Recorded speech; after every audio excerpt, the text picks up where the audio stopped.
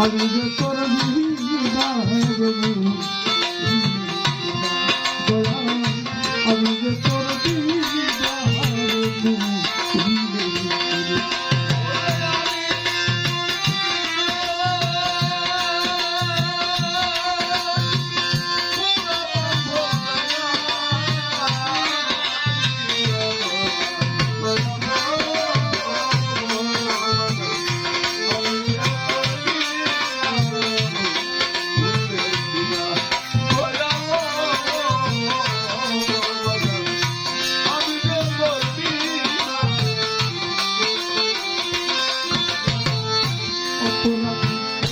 গোলাপ পয়লা কইলা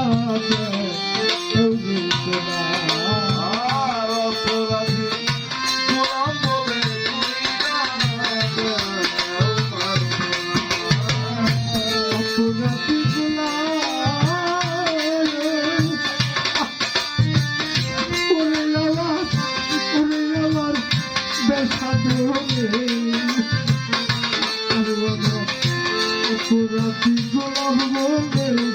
কইরা পুরাতি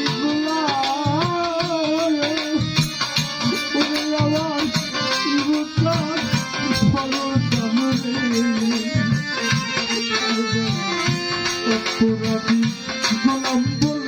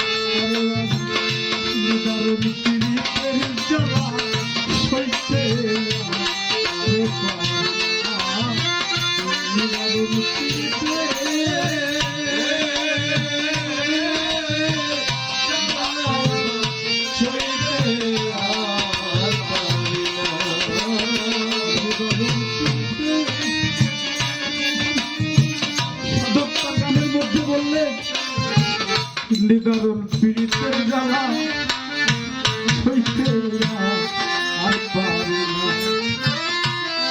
ভক্ত, এই জগতের মধ্যে আমার নারায়ণের একজন ভক্ত ছিল। ছিল বিধু আর বিদ্রোহী ভক্ত ছিল বিধু বাজার রে আমার বাজার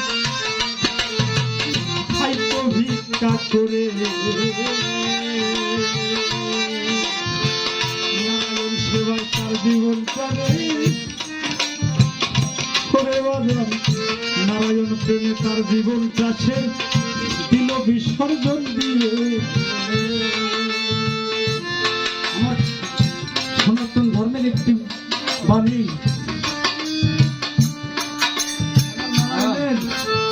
একজন ভক্ত ছিল বিদু এবং বিদুরী তারা নারায়ণের একজন অনগত ভক্ত দয়ালকে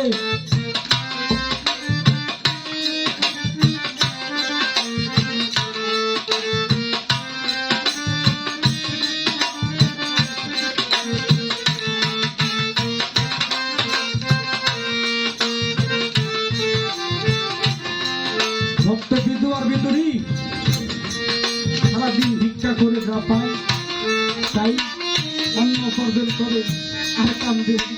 যেমন আমার মাসির বাড়ি আমার প্রতি বছর আমার মাসির বাড়ি দয়াল আসে, দয়ালকে উচ্ছিনা করে এখানে যত মানুষজন আছে সকলে আসে, দয়ালকে ভালোবাসে, দয়ালকে তারা বছরে একদিন সেবা করার সুযোগ পায়। এমনও অনেক ভক্ত আছে আমার পাগল চান্দেন যে দয়ালকে নিয়ে একটি মাত্র একটা দিন দয়ালকে নিয়ে বসতে দিবে, দয়ালকে একটু অন্য সেবা দিবে, সেই ভাগ্যটিও তাদের নাই। তদ্রূপ একজন মানুষ ছিল বিদু। বিদু ভক্ত দিন ভরে ভিক্ষা করে দয়ালের সেবা যা পাইতো তা খাইতো আর দয়ালের গুণকীর্তন করে জীবন যাপন উপার্জন করত। তদ্রূপ কথা মনে করে বিদু প্রতিদিন ভিক্ষা করে আর পাশের বাড়ি তার দয়াল আছে। বিদুর অন্তরে বিদু মনে মনে চিন্তা করে আমাদের সাধক একটি গান লিখছে, তুমি পাশের বাড়ি নিত্য আসো যাই আমি তোমায় ভালো বাসি সকলে জানে। বিদু অন্তরে অন্তরে মনে গান করে যে দয়াল তুমি পাশের বাড়ি নিত্য আসো যাও, আমি তোমার পাগল কাঙ্গাল ভক্ত বলে তুমি একটা দিন আমার বাড়িতে আসো না, আমার কাছে বসো না। এই কথা ভেবে ভেবে রাস্তা দিয়ে যাওয়ার সময় রাস্তায় একটা কলার কুশি গাছ ছিল, কলা গাছ থেকে কুশি বের হয়েছে। একটি কুশি ঝোলার মধ্যে তার ভিক্ষার ঝোলার মধ্যে বাড়িতে রোপণ করেছে। বাড়িতে রোপণ করে বলছে দয়াল এই কলা গাছে যেদিন কলা ধরবে সেদিন আমি তোমার সেবা, এই কলা দিয়ে আমি তোমার সেবা করবো। তোমার তোর গান গাছটি বড় হয়েছে, সেবা যত্ন কর, গাছে একখানা কলা ধর, কলা কলা বাদুরে খায়। ভক্ত বিদু দুইটি নয়নের জলে জলে ফেলে বলে দয়াল আবার কথা নাই বুঝি তোর মনে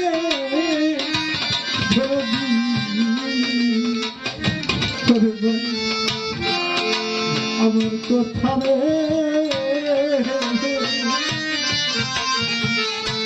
দয়াল আমি তোমার নাম করে একটি গাছ অর্পণ করেছি, কলা গাছের কলা বাদুরে তুমি কি দেখো না? কথাটি শোনা মাত্র দয়াল দয়াল বিদু ভক্তের বাড়িতে উপস্থিত, নারায়ণ ভক্ত বিদুর বাড়িতে উপস্থিত। বিদুরীর স্ত্রী বিদুরী দয়ালকে দেখে দয়ালকে একটি ভক্তি দিয়ে দয়ালকে বসতে দিচ্ছে বাসা।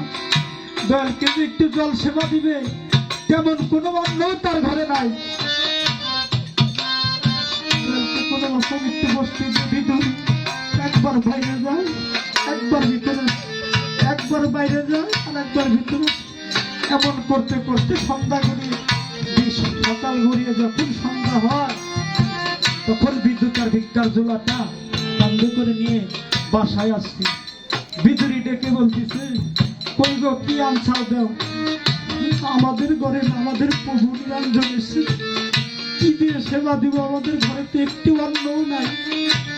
কথাটা শুনে বিদুরী ভক্ত বিদু মিঠি নয়নের জল ছেলে কান্তি স্যার বলতেছে, জানো বিদুরী, আজকে এত সবার যার কাছে ভিক্ষা চাইলাম, একটা মানুষ আমাকে ভিক্ষা দিল না। প্রতিদিন কত মানুষ কত ভিক্ষা দেয়, আজকে সারাদিন যার কাছে ভিক্ষা চাইলাম, একটা মাত্র মানুষও আমাকে কিছু ভিক্ষা দিল না। বিদুরী কিছু না বলে বিদুরী বলে, কি তুমি বসো, আমি দেখি দয়ালের জন্য কিছু ভিক্ষা পাই কিনা, দয়ালকে সেবা করার জন্য। হাঁটতে হাঁটতে গিয়ে দেখে পাশের একটি বাড়িতে, বড় বিল্ডিং করা একটি বাড়ি, বাড়িতে গিয়ে দেখে একটা আসলে একটা বারান্দায় একটা মেয়ে খুব চাউল ঝাড়তেছে।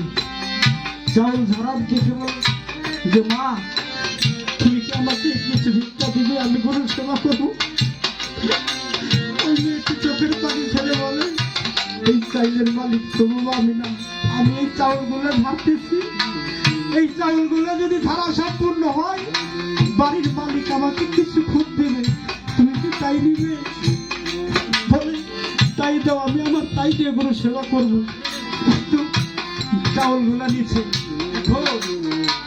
চাউলগুলো নিয়ে বিদুরী রওনা করছে। এখন গাছে তো কলা পাচ্ছে, কি সেবা দিবে? এখন খুব নাই, ভিক্ষা দেয় মানুষ, এখন তো দুধ দরকার। পাশের একটি বাসায় বড় তিনটে গোয়ালার বাড়ি গেছে। বলতেছি, ও গোয়ালা ভাই, তোমাকে একটু দুধ দিবা, আমি আমার গরু সেবা দিব। গোয়ালা বলে, না, তোমরা দিন ভিক্ষা করে খাও, তোমরা দুধের টাকা দিবা, কিন্তু আমি বাকিতে কোনো মাল দেব। অনেক জোরাজোরি করার পর গোয়ালা রাজি হচ্ছে। গোয়ালা বলতেছে, আমি তোমাকে দুধ দিতে পারি, তোমার এই দুধের বিনিময়ে একটি রাত্র আমাকে সাথে থাকতে হবে। ভক্ত বিদুরী চিন্তা করে রে আমার খয়ালের পাহাড়,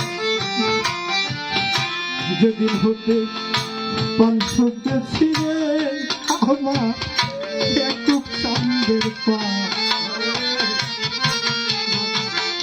যার সেবার দরতা মেরে দিব, তবু তোমার সেবা দিব রে, যার সেবার দরকারে দিব, তবু তোমার সেবা দিব রে, যার সেবার দরকারে দিব। আমার মানব জনম ধন্য করব রে, যার সেবার